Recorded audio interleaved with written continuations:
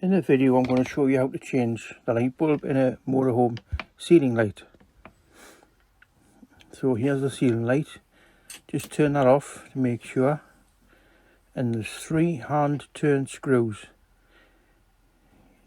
Take the first one out and the second. You could gently loosen the third one, but in my instance I don't need to. That's plastic, so just swing it round and you can get access to the 2 bulbs as easy as that.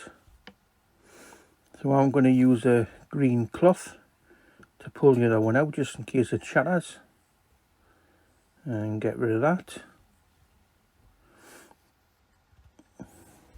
The bulb itself has a very small writing on it, and you'll see here it's got G4 12 volts 10 watts. So they're the ones you need to order, and they just so happen you can get these on Amazon.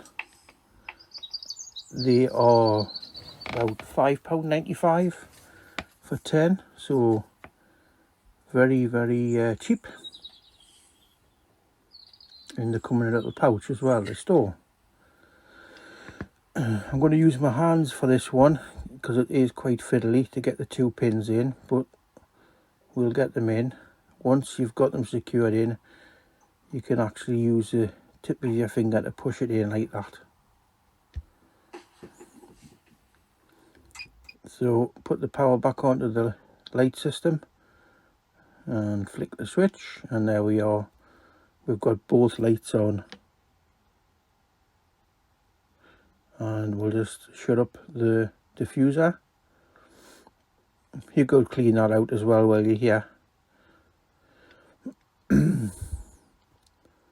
So one-handed, nice and easy, hand tight.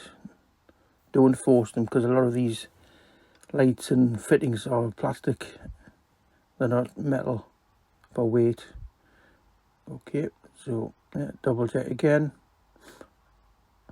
quick find it, and there we are, all done.